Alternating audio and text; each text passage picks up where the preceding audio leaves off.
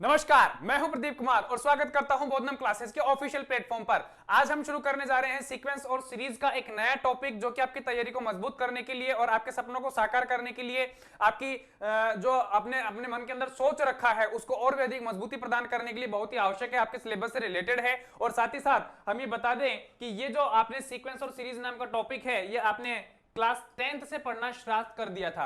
आपने class 10th के अंदर एपीजीपी पढ़ी थी, एपी पढ़ी थी, उसके बाद में आपने 11th क्लास के अंदर जीपी पढ़ी होगी, 12th क्लास के अंदर आपने इनसे रिलेटेड टॉपिक्स, इनसे रिलेटेड जितने भी क्वेश्चंस हैं वो सॉल्व किए होंगे। तो सबसे पहले आज हम इन्हीं के बारे में बात करने जा रहे हैं कि सीरीज क्या होता है और सीक्वेंस क्या होता है। सीक्वेंस से रिलेटेड जो भी अपने पास में फंडामेंटल थ्योरीज होंगी, जो भी हमारे पास में नियम होंगे, उन सबको पहले हम डिस्कस कर लेंगे। सीरीज का भी हम ऐसा ही करेंगे और उसके बाद में फिर हम इनके ऊपर जितने भी क्वेश्चंस बनेंगे हमारे, उनको सॉल्व कर लेंगे। तो चलिए हम सबसे पहले बात कर लेते हैं सीक्वेंस की, कि सीक्वेंस क्या होता है। अनुक्रम, जिसे हम हिंदी के अंदर कहते हैं, क्या होता है भैया ये, कि संख्याओं के एक ऐसे समुच्चय को अनुक्रम कहा जाता है जिसको किसी निश्चित क्रम में रखा गया हो, जिसको किसी निश्चित क्रम में रखा गया हो और जिसकी रचना किसी निश्चित नियम के अनुसार हुई हो। यानी कि यहाँ पे हमारे पास में अनुक्रम की डेफिनेशन के लिए, हालांकि डेफिनेशन आपकी आएगी नहीं, लेकिन फिर भी इसको ध्यान रखने के लिए हमारे पास में तीन चीजें इंपॉर्टेंट है। क्या है कि संख्याओं का एक समुच्चय होना चाहिए। संख्याओं का क्या होना चाहिए? एक समुच्चय होना चाहिए। दूसरी बात, उसको एक निश्चित क्रम के अंदर रखा हुआ होना चाहिए। जितनी भी संख्याएं होंगी, जो समुच्चय होगा उसके अंदर जो संख्याएं हैं उनका क्रम निश्चित होना चाहिए। साथ ही साथ निश्चित नियम के अनुसार, निश्चित नियम के अनुसार उनकी रचना हुई होनी चाहिए। यानी कि तीन चीजें आपको ध्यान रखनी है अनुक्रम को डिफाइन करने के लिए। इसके एग्जांपल की अगर हम बात करें तो देखो 2, 4, 6, 8, यहाँ पे हमारे पास में 4 नंबर दे रखे हैं, साथ में डॉट डॉट लगा रखे हैं। यानी कि इसी तरीके से इसी सीक्वेंस के अंदर हमारे पास में नंबर मिलेंगे। तो यहाँ पे हमारे पास में 2 आता है, फिर 4 आता है, फिर 6 आता है, फिर 8 आता है। तो प्रत्येक आगे आने वाला जो नंबर है उसके अंदर हमने 2 ऐड कर रखा है। तो यहाँ पे हमारे पास में संख्याओं का एक समुच्चय हो गया, निश्चित क्रम के अंदर है, और इनको जचाने के लिए हमने एक निश्चित नियम की पालना की है। यानी कि प्रत्येक के अंदर हमने 2 ऐड किया है। तो ये हमारे पास में क्या है? एक सीक्वेंस है संख्याओं का।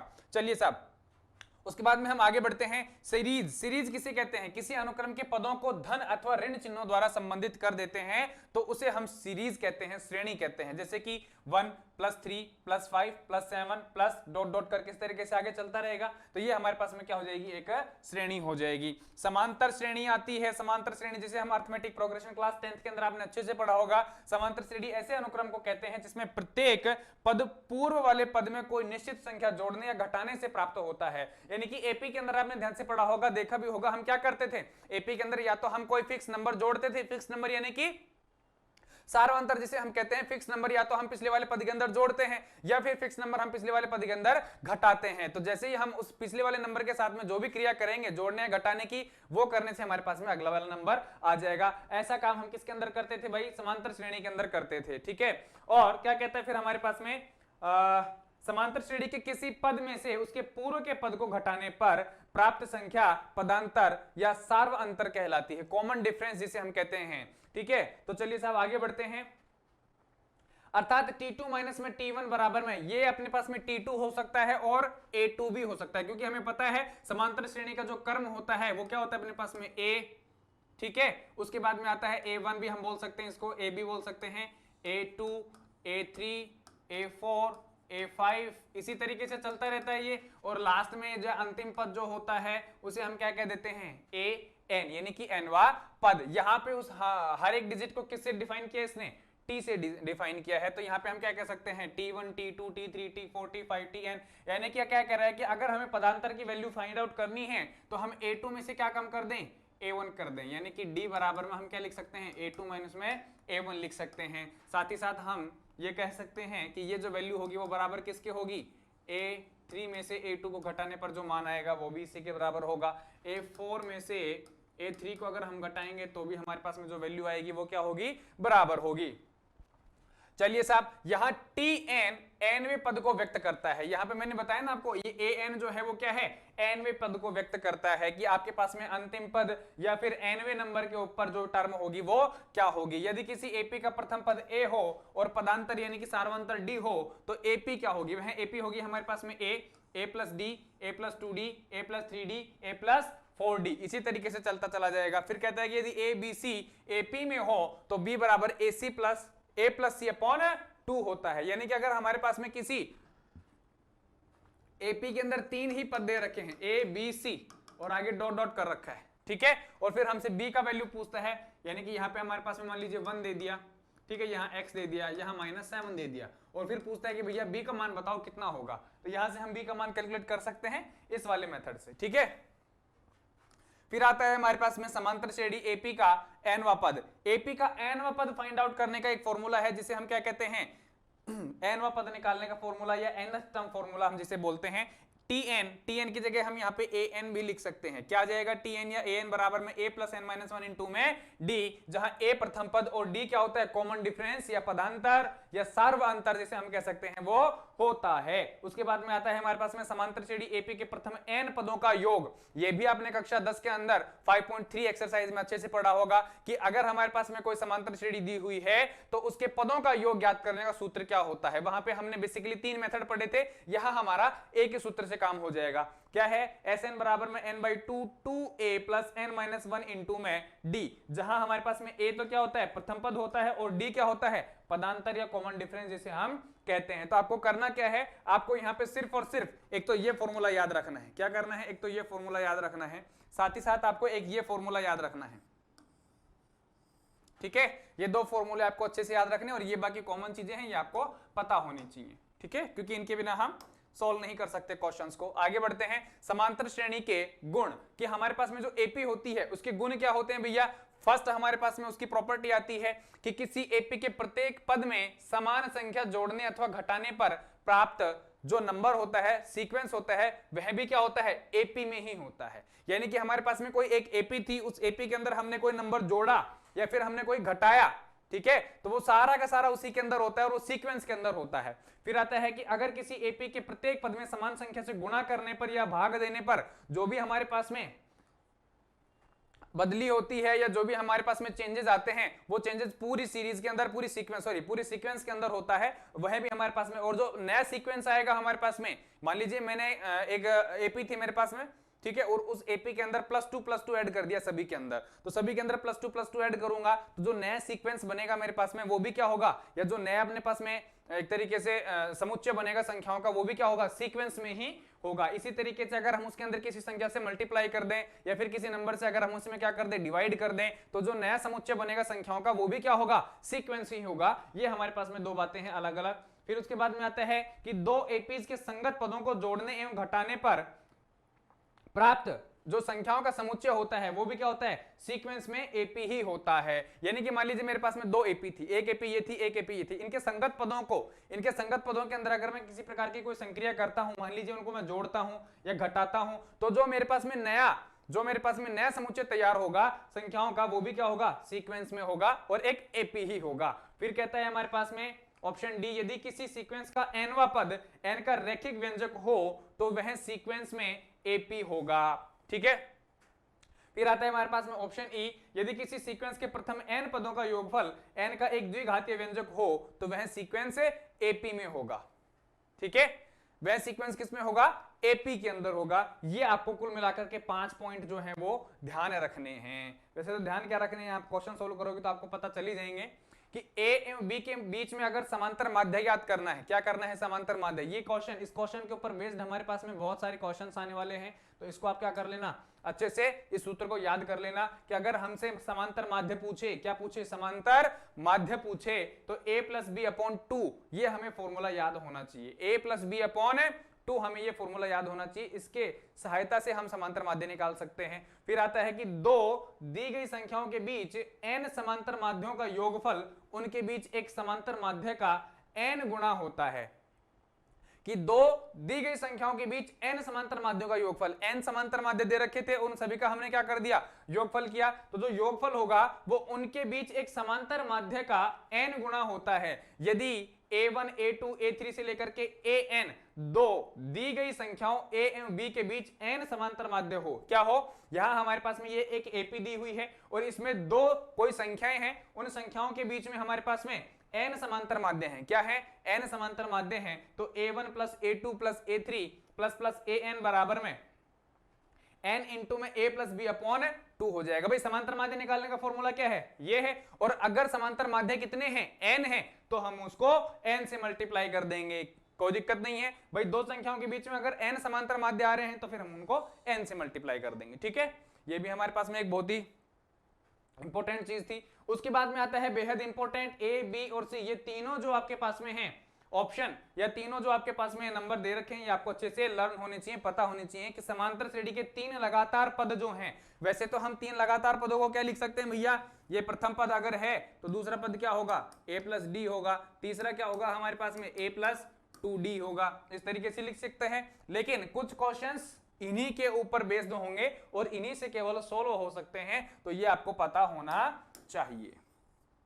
क्या है भैया, ये है हमारे पास में कि अगर किसी समांतर श्रेणी के तीन लगातार पद हैं, क्या है, तीन लगातार पद हैं अल्फा, तो वो क्या होंगे, अल्फा माइनस बीटा एक, तो दूसरा होगा अल्फा और फिर एक होगा अल्फा प्लस बीटा। ठीक है, फिर आता है कि अगर किसी समांतर श्रेणी के चार लगातार पद हैं, कितने हैं, चार लगातार पद हैं, तो कहां से शुरू करेंगे आप, अल्फा माइनस में 3 beta, alpha minus beta, alpha plus beta और अल्फा प्लस 3 बीटा। ठीक है, तो देखो ध्यान दो, अल्फा माइनस में beta, alpha, alpha plus beta. ठीक है, अब हमारे पास में अगर चार पद हैं तो alpha minus beta, alpha plus beta, ये और ये तो आ गया। अब चार पद हैं तो अल्फा माइनस 3 बीटा इस तरफ कर दीजिए और बाद में कर दीजिए अल्फा प्लस 3 बीटा, कोई दिक्कत नहीं है। फिर कहता है कि अगर पांच पद हैं तो alpha minus beta, alpha, alpha plus beta, ये तीन वाला तो आ गया। ठीक है, और इस तरफ कर दीजिए अल्फा माइनस 2 बीटा और इस तरफ कर दीजिए अल्फा प्लस 2 बीटा। इस तरीके से आपको ये तीन जो आपके पास में ए, बी और सी समांतर श्रेणी के तीन लगातार पद, चार लगातार पद और पांच लगातार पदों का सीक्वेंस है, ये आपको याद होना चाहिए। ठीक है, अब हम बढ़ते हैं आगे और साथ ही साथ हमारे अब आने लगे हैं क्वेश्चन, यानी कि जितने भी इसके इंपॉर्टेंट फैक्ट्स थे वो सब हमने ब्रीफली क्या कर लिए हैं, लर्न कर लिए हैं, रीड कर लिए हैं। अब हम बात करते हैं इसके क्वेश्चन की कि यदि 2, x, -8 एपी में हो तो x का मान क्या होगा, x का मान क्या होगा, क्या होगा भाई, x का मान बहुत ही सिंपल होगा।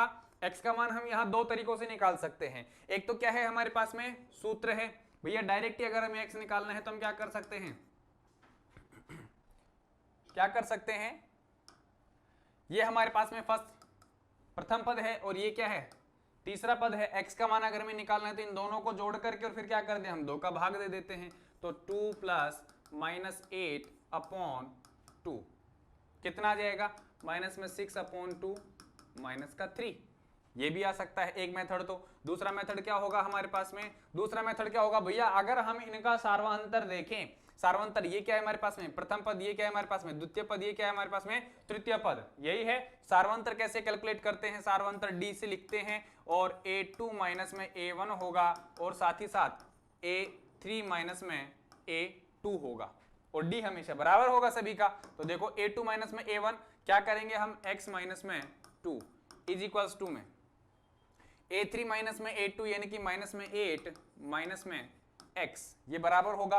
देखो ध्यान से, ये x माइनस में 2 है, ये माइनस में 8 माइनस में x है, ये माइनस का x इस तरफ आएगा तो प्लस का हो जाएगा, यानी कि मैं क्या लिख सकता हूं x प्लस x, और ये माइनस का 8 है, ये माइनस का 2 उस तरफ जाएगा तो प्लस का 2 हो जाएगा, यानी कि 2x is equals to minus का 6 and then x will be minus का 3। तो दोनों मेथड में से आप कोई भी लगा दीजिए, या तो आप d को बराबर कर दीजिए या फिर आप पहला और तीसरा पद जोड़ के उसके अंदर 2 का भाग दे दीजिए, आपके पास में जो मिडिल टर्म है उसका क्या आ जाएगा, मान आ जाएगा। चलिए आगे बढ़ते हैं।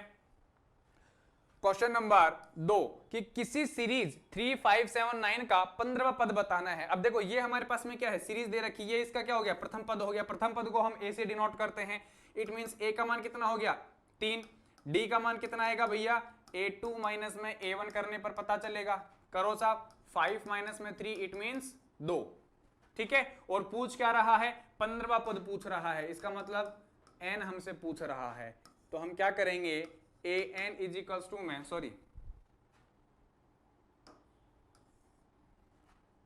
15 तो हमें दिया हुआ है, हमसे पूछ क्या रहा है, a15 का वैल्यू पूछ रहा है। तो a15 हमें कैसे पता चलेगा, सूत्र है हमारे पास में nवां पद निकालने का, an बराबर में a प्लस n-1 इंटू में d, यही है, यानी कि a15 इज इक्वल्स टू में a का मान कितना है 3 प्लस n का मान कितना है 15 माइनस में 1 इंटू में d कितना है भैया 2 है, ये लो साहब, यानी कि 3 प्लस 15 माइनस में 1 कितना हो गया 14 इंटू में 2 कितना बचेगा 3 प्लस 14 दूनी 28 28 और 3 31। The right answer 31। यानी कि 15वें पद पर जो मान होगा वो क्या होगा हमारे पास 31 होगा। क्या होगा भैया 31 होगा। आगे बढ़ते हैं।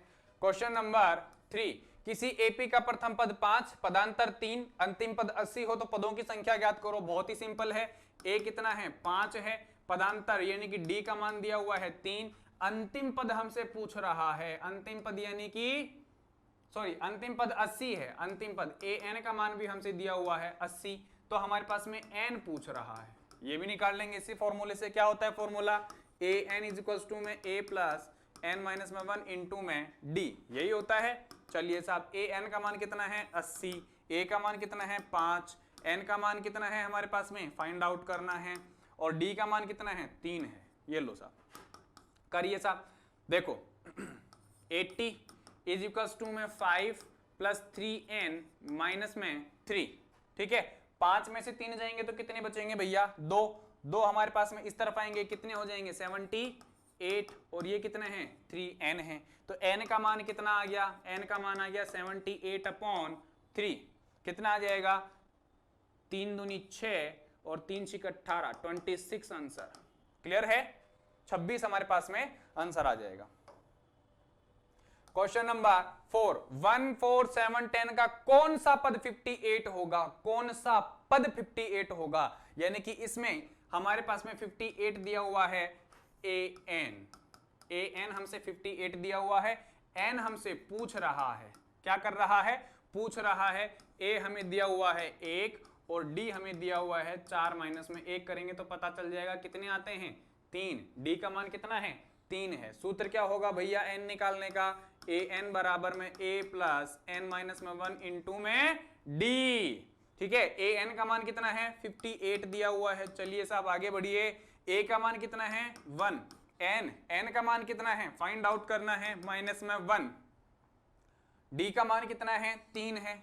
करिए सॉल्व, 58 इज इक्वल्स टू में 1 प्लस 3n माइनस में 3, कितना आ जाएगा हमारे पास में, देखो 1 और माइनस में 3, माइनस का 2 जब इस तरफ आएगा तो कितना हो जाएगा प्लस का 2, 58 प्लस 2 इज इक्वल्स टू में 60, डायरेक्ट लिखा मैंने, और यहाँ पे कितना बच जाएगा 3n। फाइनल हम क्या कह सकते हैं कि n का जो वैल्यू होगा वो कितना होगा 60/3, यानी कि 20, n का मान कितना आ जाएगा 20 आ जाएगा। आगे बढ़ो साहब, क्वेश्चन नंबर 5, क्वेश्चन नंबर 5 क्या कहता है कि उस एपी को ज्ञात करें जिसका 7वां पद तो कितना है 34 और 13वां पद कितना है 64।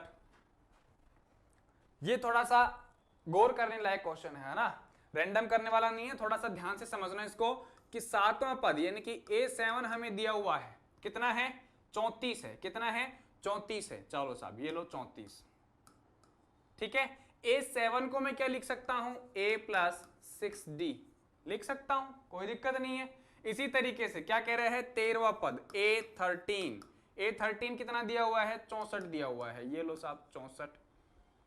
A13 को क्या लिख सकता हूं A प्लस 12D, ठीक है, समझ में आ गई बात। अब देखो ये हमारे पास में क्या बन रही हैं, दो इक्वेशन बन रही हैं, ए का भी मान हमें नहीं पता, डी का भी मान हमें नहीं पता, दो इक्वेशन है और दो अननोन क्वांटिटी है। इट मींस इन दोनों इक्वेशन से मैं किसी भी एक वैल्यू को फाइंड आउट कर सकता हूं। कैसे करूंगा, देखो हमारे पास में दोनों इक्वेशंस को देखो ध्यान से, हमारे पास ए यहां पे है और ए ही यहां पे है कि नहीं है। तो मैं इन दोनों इक्वेशन को क्या कर दूं सब्ट्रैक्ट कर दूं आपस में, तो नीचे के चिन्ह क्या हो जाएंगे चेंज हो जाएंगे, और ये वाला ए इस ए से क्या हो जाएगा कैंसिल आउट हो जाएगा।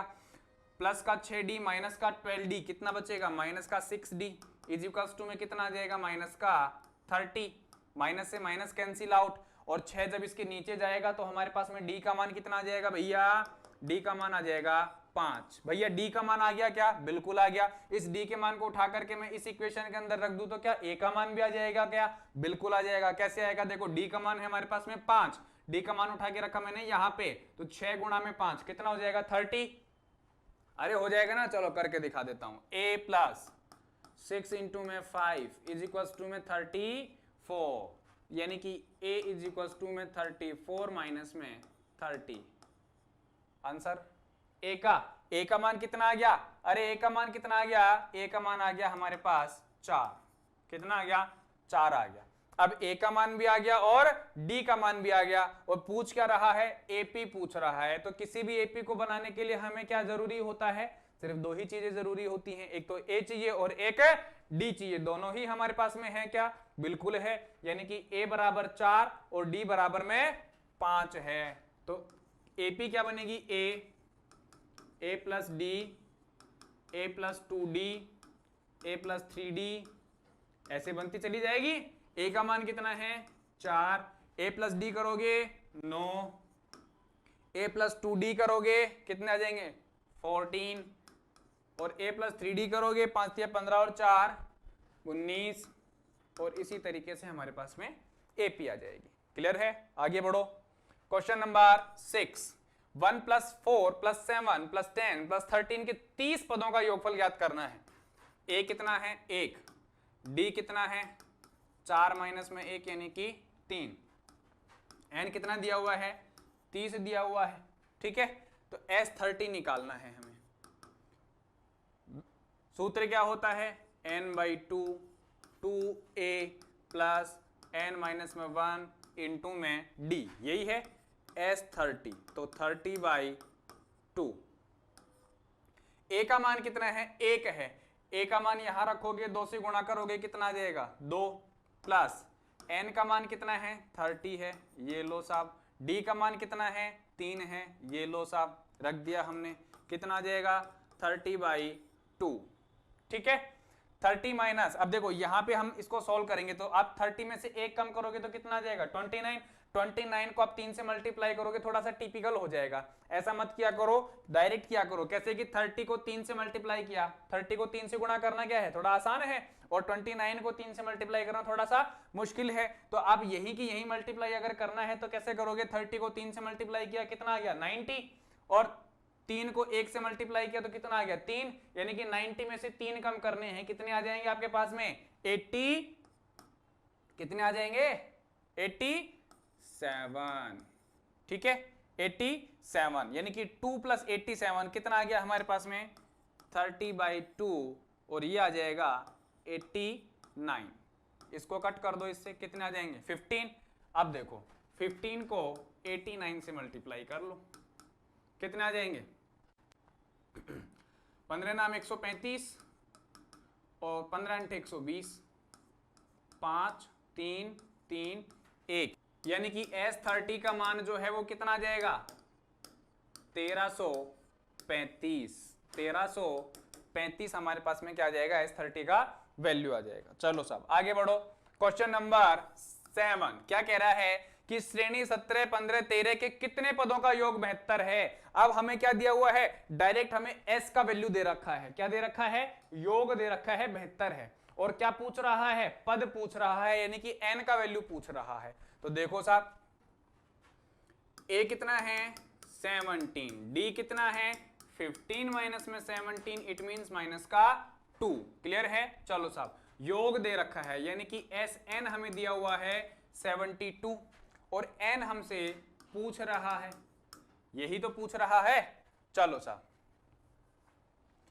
Sn का formula n/2 2a plus n minus में 1 इंटू में d, यही है। चलो साहब Sn का मान कितना है 72 बराबर में n/2 2a, देखो a का मान है 17 और 2 से मल्टीप्लाई करोगे कितना आ जाएंगे 34, प्लस n माइनस में 1, n का मान पता नहीं है ज्ञात करना है, और d कितना है हमारे पास में माइनस का 2, यही है। चलो साहब करो सोल्व, n/2 34, n को -2 से मल्टीप्लाई करोगे माइनस का 2n, और -1 को -2 से मल्टीप्लाई करोगे प्लस का 2, यानी कि 34 प्लस 2 कितना हो गया 36, n/2 36 माइनस का 2n, और यहां 72 चल ही रहा है, कोई दिक्कत नहीं है। चलो साहब अब इस 2 को आप इससे डिवाइड कर दो, कितना आ जाएगा आपके पास में 72 इज इक्वल्स 2 में, देखो 2 से आप इसको डिवाइड करोगे पूरे को तो यहां कितने बचेंगे 18, अंदर देखो अंदर 18, माइनस में यहां कितना आ जाएगा आपके पास में n, यही आएगा। चलो अंदर मल्टीप्लाई कर लो, 18n माइनस में n स्क्वायर, ये क्या बन गया हमारे पास में क्वाड्रेटिक इक्वेशन। थोड़ा सा अरेंज कर लो, n स्क्वायर माइनस के n स्क्वायर को इस तरफ लेके आओ, प्लस का n स्क्वायर, 18n को इस तरफ लेके आओ, माइनस का 18n और प्लस का 72 इज इक्वल्स टू में 0। यही है। अब इसको आप सॉल्व कर लीजिए, स्प्लिटिंग मेथड से हो जाएगा क्या? बिल्कुल हो जाएगा।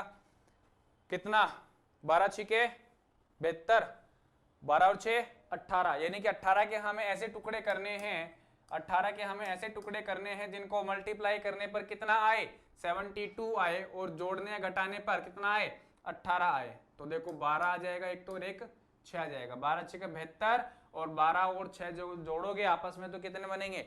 18 बनेंगे। यानी कि n स्क्वायर माइनस का 12n माइनस में 6n प्लस का 72 इज इक्वल टू में 0। n कॉमन लिया, n माइनस में 12, और माइनस में 6 कॉमन लिया, n माइनस में 12 बराबर में 0। तो n माइनस में 12 और ये आ जाएगा आपके पास में n माइनस में 6। तो फाइनली आप क्या कह सकते हो? इन दोनों को 0 के बराबर रखोगे,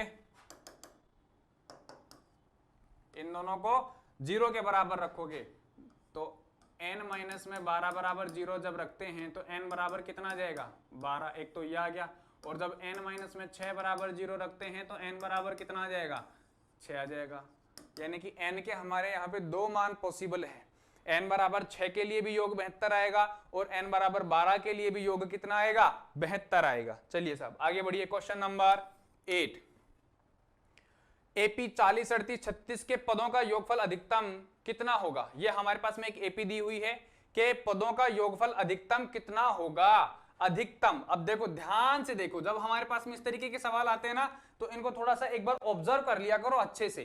क्या कह रहा है क्वेश्चन में? हमें कह रहा है कि भैया a बराबर तो है कितना? 40।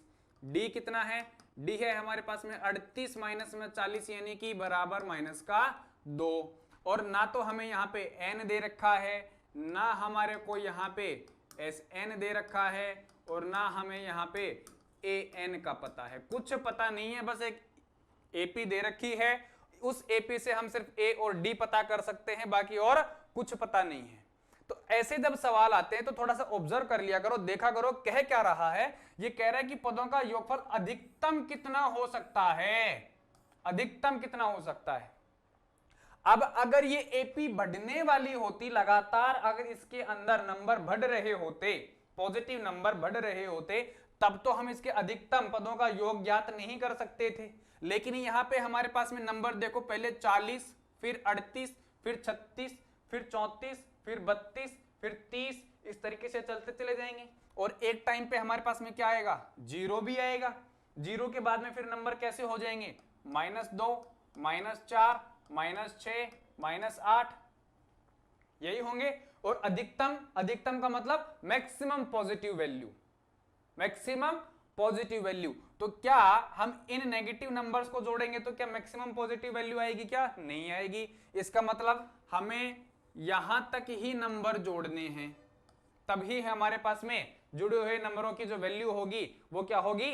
मैक्सिमम होगी। यानी कि यहां से हमें ये तो पता चल गया कि भैया अंतिम पद जो है वो क्या है? 0 है। क्या है? 0 है। यानी कि an का जो वैल्यू है वो क्या है? 0 है। 0 तक के पदों को अगर हम जोड़ें तो अधिकतम योगफल हमें प्राप्त हो सकता है।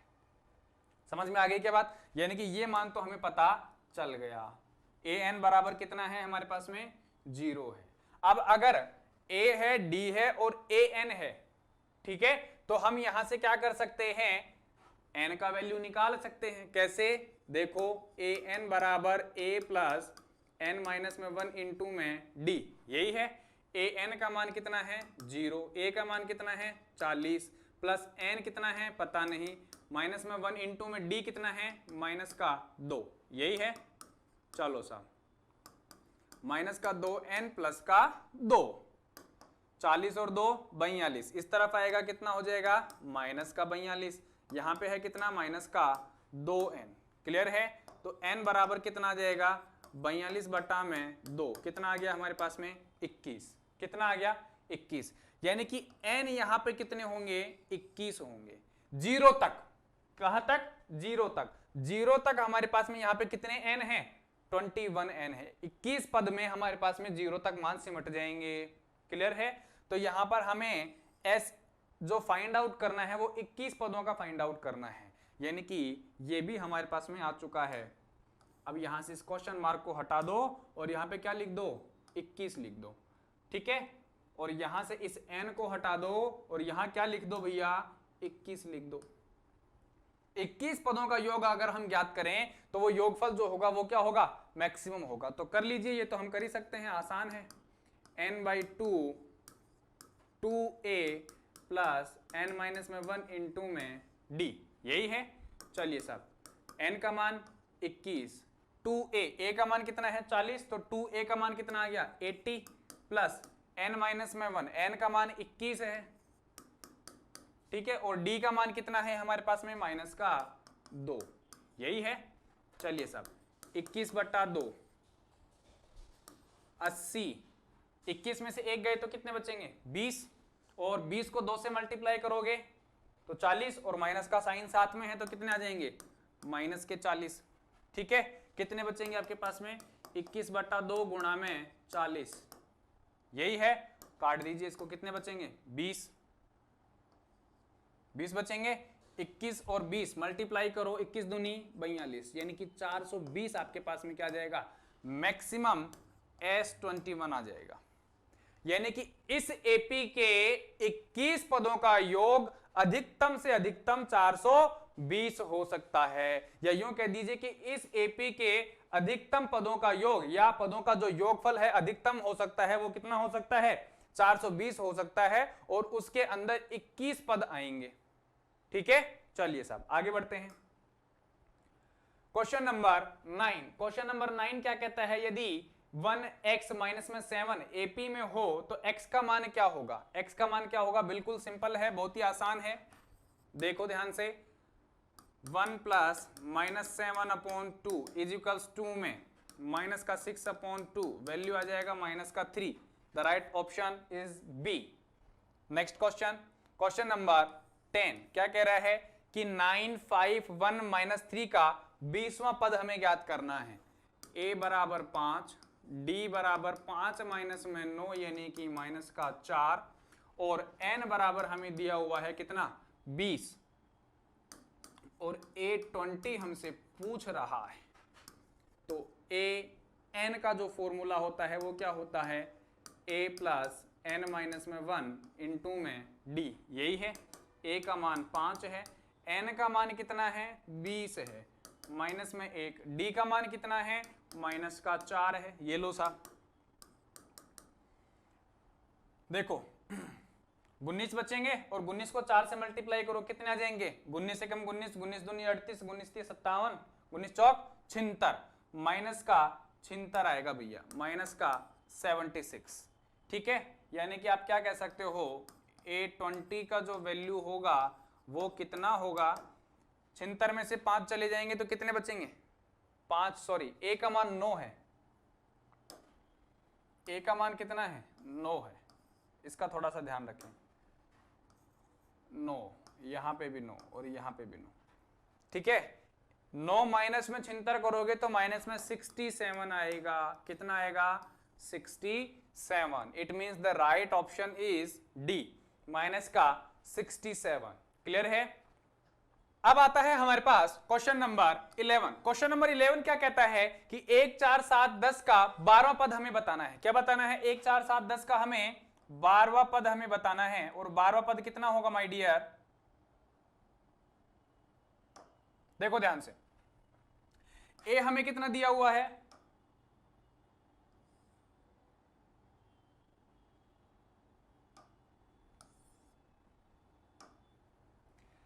ए हमें दिया हुआ है 1, और डी हमें कितना दिया हुआ है? 4 माइनस में 1 इक्वल्स टू में 3, और 12वां पद यानी कि हमसे n12 a12 पूछ रहा है। ठीक है, कैसे ज्ञात करेंगे? an बराबर में a प्लस n माइनस में 1 इंटू में d, ये हमारे पास में फॉर्मूला होता है। a12 हमें पता करना है, तो a का मान कितना है? 1, n का मान कितना है हमारे पास में? 12 माइनस में 1, और d का मान कितना है? 3, यही है। यानी कि 1 प्लस 11 इंटू में 3, यही है 11 या 33 और 1 34। The right option is C. इसके बाद में आता है क्वेश्चन नंबर 12। सीक्वेंस 5 7 9 11 का कौन सा पद 27 होगा? ए कितना है 5, डी कितना है 7 माइनस में 5 यानी कि 2, और फिर कह रहा है कि कौन सा पद यानी कि एन हमसे पूछ रहा है, और ए 27 हमें दिया हुआ है, sorry A N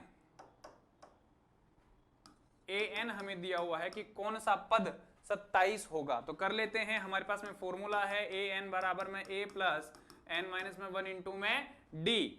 A N का वैल्यू 27 दिया हुआ है, ए का मान कितना है हमारे पास 5 है, प्लस एन का मान कितना है, एन हमें पता करना है, माइनस में 1, और डी का मान कितना है 2। चलिए साहब सॉल्व करते हैं।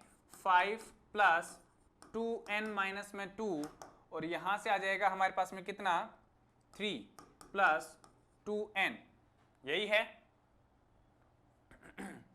ये 27 इसके बराबर में चल ही रहा है। ये 3 इस तरफ आएगा तो किसका हो जाएगा, माइनस का हो जाएगा, यानी कि वैल्यू कितना बचेगा 24 इज इक्वल टू में 2n। तो n का वैल्यू कितना आ जाएगा हमारे पास में 12। कितना आ जाएगा भैया 12 आ जाएगा। The right option is B. आगे बढ़ते हैं, क्वेश्चन नंबर 13 क्या कहता है भैया कि यदि x plus 1 3x 4x plus 2 AP में हो तो x का मान क्या होगा। बिल्कुल सिंपल है, देखो कैसे करेंगे हम इसको। हम करेंगे कि ये हमारे पास में क्या है प्रथम पद, ये कितना है द्वितीय पद, ये कितना है तृतीय पद, तो इनके बीच का जो डिफरेंस होगा d, वो ही क्या होगा इनके बीच के डिफरेंस d के इक्वल होगा, और हम d से d को क्या कर देते हैं बराबर कर देते हैं। यानी कि हम क्या करेंगे a2 माइनस में a1 और बराबर करेंगे a3 माइनस में a2 के। तो a2 माइनस में a1 यानी कि 3x माइनस में a1 किया हमने x प्लस 1 इज इक्वल्स 2 में a3 माइनस में a2 करेंगे, कितना आएगा हमारे पास में 4x प्लस 2 माइनस में 3x, यही होगा। यानी कि कितना आ जाएगा 3x माइनस में x 2x माइनस में 1 बराबर में यहाँ पे कितना बचेगा बेटा 4x माइनस में 3x यानी कि x प्लस 2, यही होगा। चलो सब आगे बढ़ो, देखो 2x माइनस में 1 बराबर में x प्लस 2 है, ये x इस तरफ आएगा तो क्या हो जाएगा माइनस का, यानी कि 2x माइनस में x, और 2 ये माइनस का 1 इस तरफ जाएगा तो प्लस का 1, यानी कि x इक्वल्स 2 में कितना आ गया 3 आ गया। कितना आ गया 3 आ गया। The right option is C. आगे बढ़िए, क्वेश्चन नंबर 14 क्या कहता है कि किसी समांतर श्रेणी में 60 पद हैं। कितने पद हैं 60 पद टोटल दे रखे हैं। प्रथम पद तथा अंतिम पद कितना है, ये हमारे पास में a का वैल्यू दिया हुआ है, और ये हमें an यानी कि 185 दिया हुआ है, और पदांतर हमसे पूछ रहा है। क्या पूछ रहा है पदांतर पूछ रहा है, ये हमें n का वैल्यू दिया हुआ है 60, ठीक है। d हमसे क्या कर रहा है पूछ रहा है, कैसे करेंगे an बराबर में a प्लस n माइनस में 1 इंटू में d। an का मान कितना है भैया, वहां से देखो 185, a का मान कितना है 8 प्लस n का मान कितना है 60 माइनस में 1, और d पता नहीं है, d तो हमें फाइंड आउट करना है। चलो साहब 185 ये 185 है इज इक्वल्स टू में 8 प्लस 60 माइनस में 1 कितना बचेगा 59 इंटू में d, ठीक है। अब ये 8 इस तरफ आएगा तो कितना बच जाएगा भैया, ये 8 इस तरफ आएगा तो हमारे पास में बचेगा 177 इज इक्वल्स टू में 59 है d, यही होगा। d का मान अगर हमें पता करना है तो 177 के अंदर 59 से हम क्या कर देंगे डिवाइड कर देंगे, वैल्यू कितना आ जाएगा 3, यानी कि right option is C. Question number 15 क्या कहता है कि एक एपी का छठा पद एवं 12वां पद 13 एवं 25 है, यानी कि ये तो क्या है A6 है, और ये क्या है हमारे पास में 12वां पद यानी कि A12 है। इस एपी का 20वां पद हमें ज्ञात करना है। क्या करना है 20वां पद यानी कि A20 हमें फाइंड आउट करना है। तो सबसे पहले तो हमें A और D फाइंड आउट करना पड़ेगा, एक एपी बनानी पड़ेगी, फिर हम क्या करेंगे वहां से 20वां पद ज्ञात करेंगे। तो देखो हमारे पास में क्या दिया हुआ है A6 हमें दिया हुआ है, कितना है हमारे पास में 13 दिया हुआ है, ठीक है। कैसे करेंगे a प्लस 5d, क्लियर है। A12 हमें दे रखा है, कितना है 25, इसको हम क्या लिख सकते हैं a प्लस 11d, यही लिख सकते हैं, ठीक है। करो सॉल्व, माइनस माइनस माइनस घटाने पर जैसे हम इनको सब्ट्रैक्ट करेंगे तो हमारे पास में वैल्यू यहाँ कितना बचेगा माइनस का 6d, और यहाँ कितना बचेगा हमारे पास में माइनस का 12 कट हो जाएगा, d का मान कितना आ गया 2, और ये d का मान जैसे ही मैं उठा करके यहां रखूंगा तो मेरे पास में वैल्यू कितना आ जाएगा भैया, मेरे पास वैल्यू आएगा a plus 10 is equal to में 13, यानी कि a इज इक्वल टू में 3, a का मान कितना आ जाएगा 3 आ जाएगा, ठीक है। और ये 3 और ये d, ये इन दोनों से मैं क्या कर सकता हूं, एक AP बना सकता हूं, क्या बना सकता हूं, AP बना सकता हूं, यानी कि a का मान कितना है 3 है, d का मान कितना है 2 है, और n हमारे पास में 20 है, तो a20 हम आराम से फाइंड आउट कर सकते हैं। कैसे, an बराबर में a प्लस n माइनस में 1 इंटू में d, यही है। चलिए साहब, a20 इज इक्वल टू में 3 प्लस n कितना है हमारे पास में 20 माइनस में 1 इंटू में d का मान कितना है हमारे पास में 2। चलिए साहब सोल्व करिए, 3 प्लस 20 माइनस में 1 इंटू में 2, 19 दूनी 38, यही आएगा।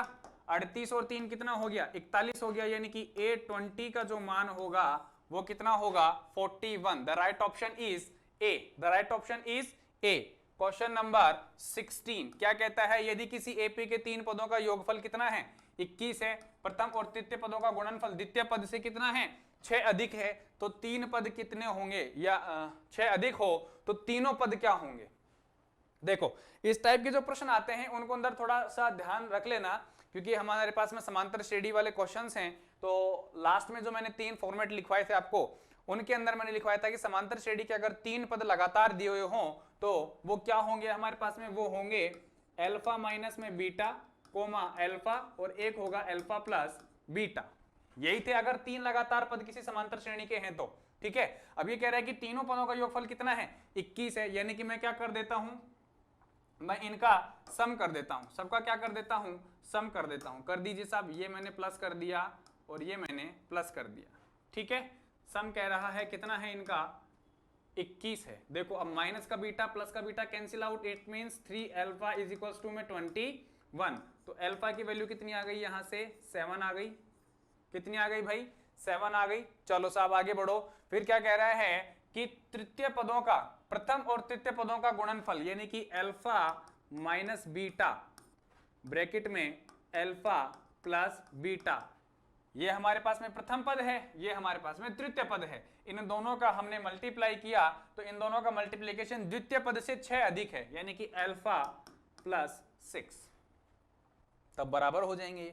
अब देखो ये हमारे पास में a माइनस में b, ये क्या है a प्लस में b है, फॉर्मूला बन रहा है, क्या बनता है a माइनस में b इंटू में a प्लस में b बराबर क्या होता है a square minus b square, यानी कि हमारे पास में क्या होगा अल्फा स्क्वायर माइनस में beta square is equal to में अल्फा प्लस 6।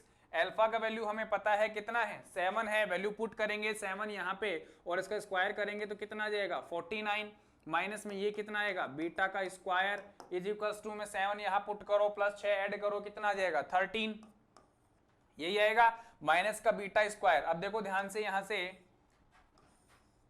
माइनस का beta square is equal to में 13 और ये माइनस का 49, यानी कि 13 माइनस का 49 यही होगा, यानी कि माइनस का beta square is equals to कितना बचेगा हमारे पास में, यहां पे चेक करो 6 एंड 3 माइनस का, ठीक है, माइनस से माइनस कैंसिल, यानी कि बीटा की जो वैल्यू होगी वो हमारे पास में कितनी आ जाएगी 6 आ जाएगी, कितनी आ जाएगी 6 आ जाएगी, ठीक है।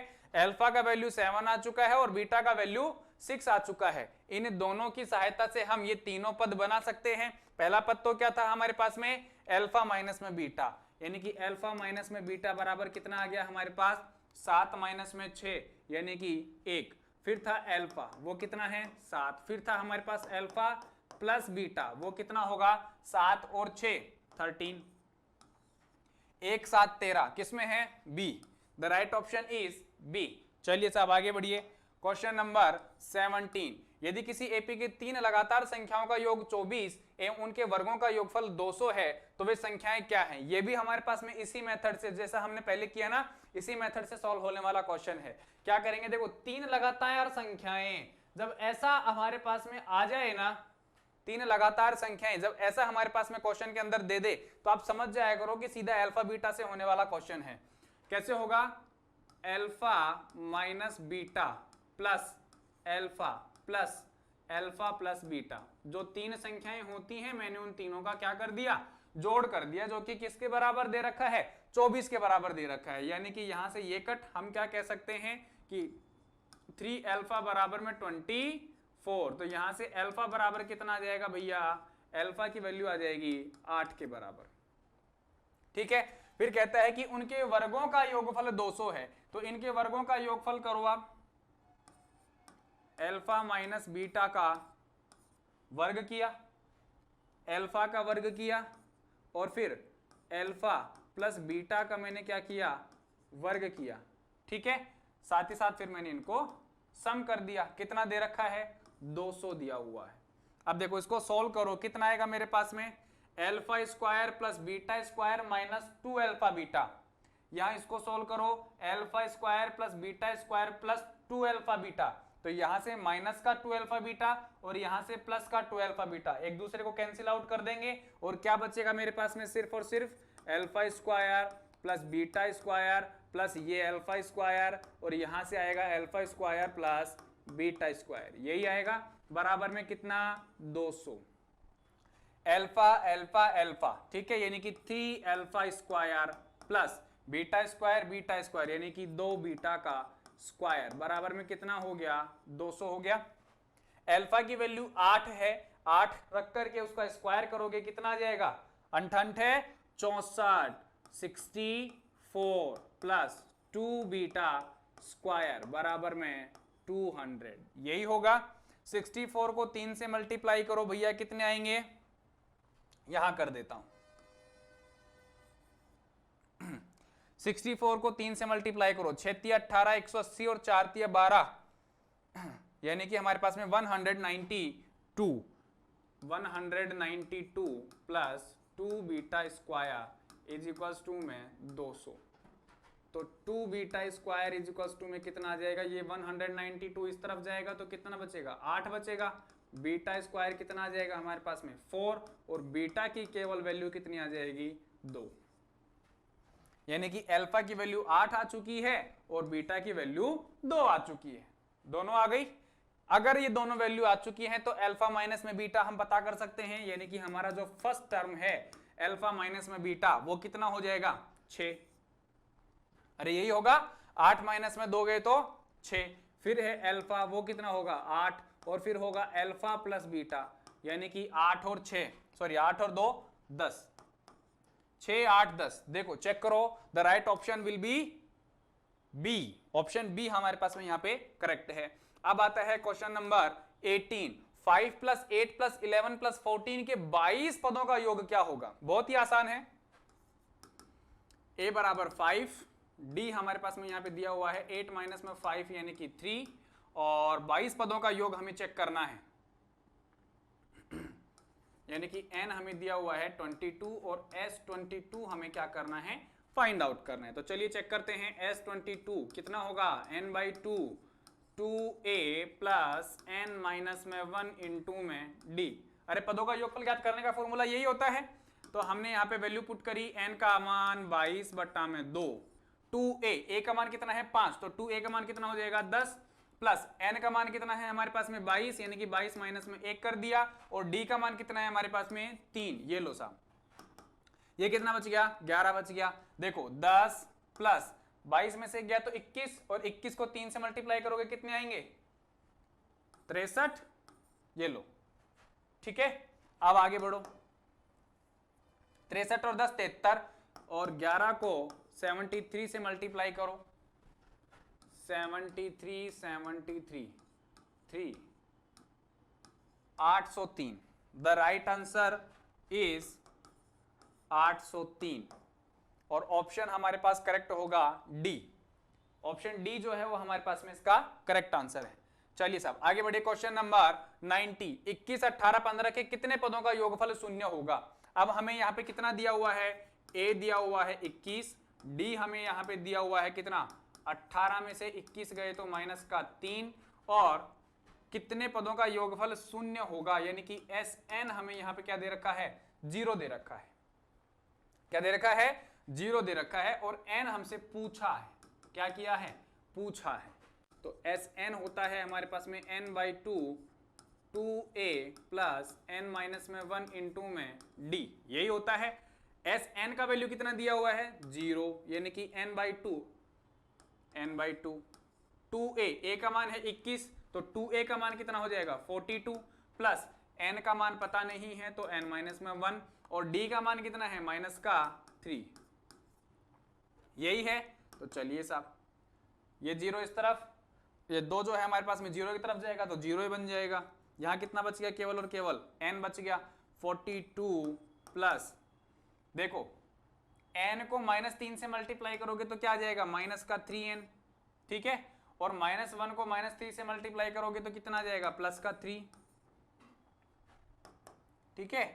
अब आ जाएगा हमारे पास में कितना, देखो 42 प्लस 3 कितना आएगा 45 -3n, ठीक है, और यहां से है ये 0, कर लीजिए अंदर मल्टीप्लाई, 45n माइनस में 3n स्क्वायर 0, ठीक है। अब यहां से हम क्या कॉमन ले सकते हैं, बिल्कुल 3n कॉमन आ जाएगा। 3n जब आप यहां से कॉमन लोगे तो कितना बचेगा, देखो बेटा यहां पे बचेगा 3 पंजे 15 15 माइनस में यहां कितना बचेगा 3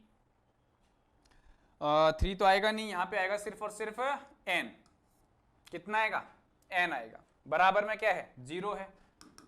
ये लो साहब, अब हम यहाँ पे सेपरेट सेपरेट 0 के बराबर रख देते हैं, 15 माइनस में n को भी हमने 0 के बराबर रख दिया, तो यहां से n बराबर में कितना आ गया 0 आ गया, और यहां से n बराबर में एक बार कितना आ गया 15 आ गया, यानी कि हमारे पास में n की 2 वैल्यू आ रही हैं, एक तो n बराबर में 0 है और एक n बराबर में क्या है 15 है। अब आंसर सही कौन सा होगा, तो देखो ध्यान से 21 18 15 के कितने पदों का योगफल शून्य होगा, तो क्या 0 पदों का योगफल शून्य होगा क्या, पॉसिबल ही नहीं है। It means this correct, sorry not correct, ये हमारे पास में करेक्ट नहीं है, और n बराबर में 15 क्या है करेक्ट आंसर है। वो कैंसिल बोलने वाला था और करेक्ट निकल गया मुंह से। तो चलो क्वेश्चन नंबर 20, 7 एवं 9 का समांतर माध्य, अरे समांतर माध्य निकालना तो बहुत आसान होता है, a प्लस बी अपॉन 2 करना होता है, ये हमने समांतर माध्य निकालने का फॉर्मूला पढ़ा था। ए एम बराबर में a प्लस बी अपॉन में 2, a कितना है हमारे पास में 7 प्लस b कितना है हमारे पास में 9 बटा में 2, कितना किया हमारे पास में 16 बटा में 2, यानी कि आंसर 8, बिल्कुल option C is correct answer. चलिए आगे बढ़िए, क्वेश्चन नंबर 21 क्या कहता है, x प्लस वाई एवं x माइनस में y का समांतर माध्य ज्ञात करना है। समांतर माध्य ज्ञात करने का सूत्र हमारे पास में सिंपल है, a m बराबर में कितना होता है a प्लस बी अपॉन में 2 होता है, a का मान कितना है x प्लस वाई है, कितना है x प्लस वाई है, प्लस b का मान कितना है x माइनस में y है, तो ये x माइनस में y हो गया, अपॉन में 2 किया तो प्लस y से माइनस में y cancel, x plus x कितना आ जाएगा 2x अपॉन में 2, option A is the correct answer. x हमारे पास में यहाँ पे क्या जाएगा, इन दोनों का समांतर माध्य आ जाएगा। चलिए आगे बढ़ते हैं, क्वेश्चन नंबर 22, 100 एवं 500 के बीच ऐसी कितनी संख्याएं हैं जो 7 से विभाज्य हैं परंतु 21 से विभाज्य नहीं हैं। तो 100 और 500 के बीच में सबसे पहले तो हमें वो संख्याएं निकालनी पड़ेंगी जो कि 7 से विभाज्य हैं, ठीक है।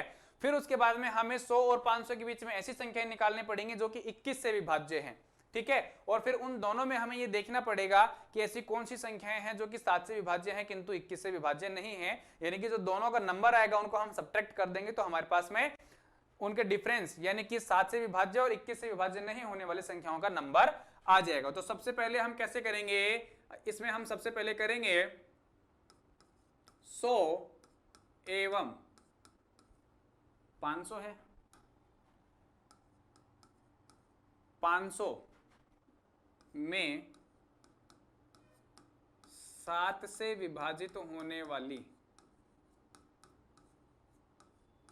ये 7 से विभाजित होने वाली संख्याएं कौन कौन सी हैं, ठीक है। इसके लिए हमें एपी की जरूरत पड़ेगी, तो एपी क्या होगा इस दौरान हमारे पास में, देखो 100 और 500 के बीच में 7 से विभाजित होने वाली संख्याओं की हमें क्या बनानी पड़ेगी, एपी बनानी पड़ेगी। और एपी क्या आएगा, सबसे पहला हमारे पास में आएगा 105, 105 हमारे पास में 100 से 500 के बीच में पहला ऐसा नंबर होता है जो कि 7 से विभाजित होता है।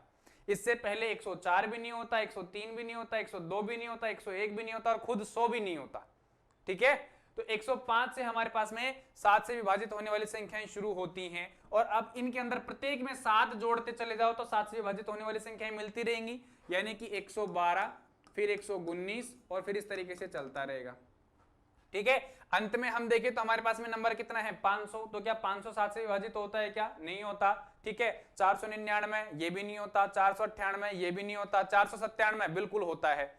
497 हमारे पास में क्या होता है 7 से विभाजित, यानी कि 100 और 500 के बीच में अंतिम नंबर जो कि 7 से विभाजित होता है वो कौन सा है? 497 है। अब हमारे पास में 7 से विभाजित होने वाली सभी संख्याओं की क्या बना ली हमने? एपी बना ली। अब इनके अंदर नंबर कितने होंगे वो तो हम पता कर सकते हैं, बिल्कुल पता कर सकते हैं। यहां से हमें पता है कि ए बराबर में 105, डी बराबर में 7 और ए एन बराबर में कितना है? 497 है। एन हमें यहाँ पे पता करना है, कर लेंगे। ए एन बराबर में क्या होता है? ए प्लस एन माइनस में 1 इंटू में डी, यही होता है। ए एन कितना है? 497 है। 497 बराबर ए का मान कितना है? 105 प्लस एन का मान कितना है हमारे पास में पता नहीं है, फाइंड आउट करना है। डी का मान कितना है? 7 है। ये लो साहब, अब देखो देखो 105 प्लस 7n माइनस में 7। ठीक है, 105 में से 7 जाएंगे तो कितने बचेंगे भैया? 98 ही बचेंगे। 98 प्लस में 7n और यहां पे आ जाएगा हमारे पास में 497। अब ये 98 इस तरफ आएगा तो कितना बचेगा? 399 इज इक्वल्स टू में 7n, तो n का मान कितना आ जाएगा? 399 में 7 का भाग दीजिए। 399 में 7 का भाग देंगे तो कितना आएगा हमारे पास में? 7 चौक 28, 7 पंजे 35, 4 और 9, 7 7 49, 57। यानी कि हमारे पास 100 से 500 के बीच में 57 संख्याएं ऐसी हैं जो कि 7 से विभाजित होती हैं। अब सेम प्रोसेस हम किसके लिए कर लेते हैं? सेम प्रोसेस हम कर लेते हैं ऐसी संख्याओं के लिए जो कि 100 और 500 के बीच में आती हैं और 21 से विभाजित होती हैं। तो यहां पे लिख लेता हूं मैं 21 से विभाजित होने वाली संख्याएं।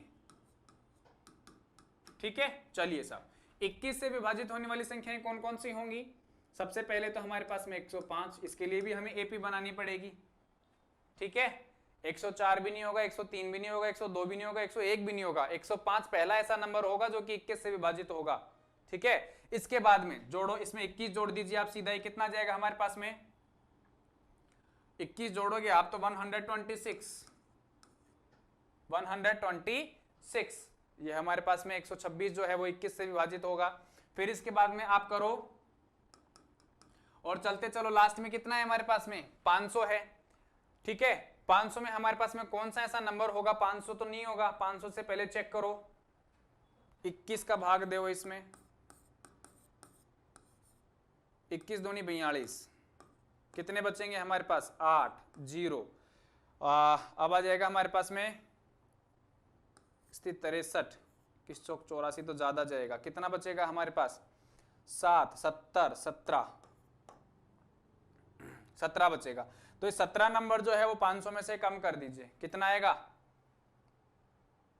483। 483 अंतिम ऐसा नंबर होगा जो कि 21 से विभाजित होगा। चेक कर लीजिए,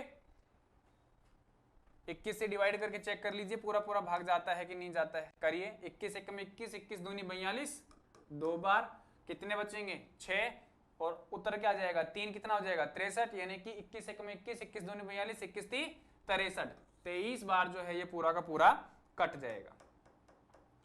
ठीक है, तो 483 अंतिम ऐसा नंबर होगा जो कि हमारे पास में 21 से विभाजित होगा। अब ये हमारे पास में क्या बन गई? एक एपी बन गई जो कि क्या है? 21 से विभाजित होने वाली संख्याओं की एक एपी है। यहां पे हमारे पास में a बराबर 105, d बराबर में 21 और a n बराबर में कितना है? 483 है। यहां भी हम क्या करेंगे, इन पदों की संख्या ज्ञात करेंगे। तो चलिए साहब कर लेते हैं। कितना आ जाएगा हमारे पास में, ए एन बराबर में ए प्लस एन माइनस में 1 इंटू में डी, यही है। ए एन का मान कितना है 483 बराबर में 105 प्लस एन माइनस में 1, एन कितना है पता नहीं है, ज्ञात करना है। डी कितना है हमारे पास में 21 है। तो चलिए सॉल्व कर लेते हैं। कितना आ जाएगा 105 प्लस 21 एन माइनस में 21, यही होगा 21, ठीक है।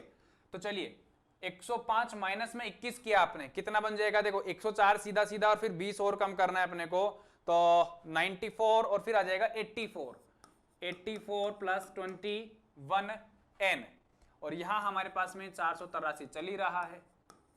अब ये 84 इस तरफ आएगा और 483 में से सब्ट्रैक्ट होगा तो वैल्यू कितना बचेगा 399, और इस तरफ आ जाएगा 21 एन, यही आएगा। कितना बचेगा हमारे पास में n बराबर में 399 अपॉन में 21, 399 अपॉन में 21 कितना आ जाएगा देखो 21 एकम 21, 21 दूनी 42, यानी कि 42 ज्यादा जाएगा तो एक बार, ठीक है। फिर कितना बचेगा हमारे पास में 189 यानी कि 19। आप क्या कह सकते हो, आप कह सकते हो कि हमारे पास में 100 से 500 के बीच में 21 से विभाजित होने वाली संख्याएं कितनी हैं 19 हैं, और 100 से 500 के बीच में 7 से विभाजित होने वाली संख्याएं कितनी हैं 57 हैं। अब ऐसी संख्याएं जो कि 7 से विभाजित हैं परंतु 21 से नहीं हैं, वो प्राप्त करने के लिए हमें क्या करना होगा 57 माइनस में 19 करना होगा। कितना आएगा हमारे पास में 38 आएगा। कितना आएगा 38, और ये ही करेक्ट आंसर है, यानी कि D is equals to D, sorry option D जो है वो हमारे पास में क्या है करेक्ट आंसर है। चलिए आगे बढ़ते हैं। क्वेश्चन नंबर 23, 60 एवं 360 के बीच में कितनी विषम संख्याएं हैं।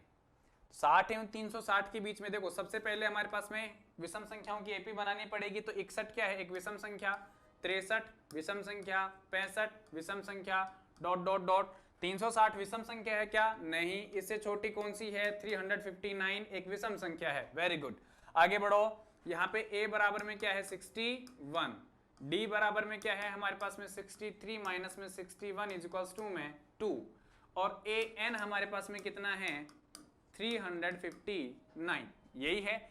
n हमें पता करना है, कर लेते हैं। सूत्र क्या है a n बराबर में a प्लस n माइनस में 1 इंटू में d, यही है। चलिए साहब a n का मान 359 इज इक्वल्स टू में a का मान 61 प्लस n का मान कितना है पता नहीं है, ज्ञात करना है, और d का मान कितना है 2 है। कितना है 2 है। तो 359 और ये कितना आ जाएगा मेरे पास में 61 प्लस 2n माइनस में 2, ठीक है। तो 59 बचेगा यहाँ पे, प्लस में 2n बचेगा, और यहाँ से आ जाएगा 359। 59 इस तरफ आएगा तो कितना बचेगा 300, यानी कि 300 इज इक्वल्स टू में 2n। तो n का मान कितना आ जाएगा, n का मान जब 300 के अंदर आप 2 से डिवाइड करोगे तो n का वैल्यू हमारे पास में 150 आ जाएगा। कितना आ जाएगा 150 आ जाएगा। क्लियर है। चलिए आगे बढ़ते हैं। क्वेश्चन नंबर 24 क्या कहता है कि 4, 8, 12, 16 का 15वां पद हमें क्या करना है फाइंड आउट करना है। कर लेते हैं। a बराबर में 4, d बराबर में भी 4, और n बराबर में 15, और a15 हमें क्या करना है फाइंड आउट करना है। तो a n बराबर में a प्लस n माइनस में 1 इंटू में d, a15 is equals to में 4 प्लस 15 माइनस में 1 इंटू में d, d का मान कितना है 4 है, ये लो साहब। तो कितना आ जाएगा 14, ठीक है 14, और 14 को 4 से मल्टीप्लाई करोगे तो कितना आ जाएगा 56। द राइट आंसर 60, ठीक है। 60 हमारे पास में 15वां पद होगा। चलिए साहब आगे बढ़ते हैं। क्वेश्चन नंबर 25, 5x1 एपी में हो तो x का मान हमें यहाँ पे क्या करना है ज्ञात करना है। बिल्कुल कर सकते हैं। x माइनस में 5 इज इक्वल्स टू में 1 माइनस में x, यानी कि इनके और इनके बीच में जो अंतर आ रहा है वो क्या है, d है, और इसके बीच में जो अंतर है वो भी क्या है, d है। और मैंने यहाँ पे इन दोनों के d को क्या कर दिया, बराबर कर दिया, x माइनस में 5 बराबर 1 माइनस में x करके। तो यहाँ पे मेरे पास में वैल्यू कितनी बच जाएगी भैया,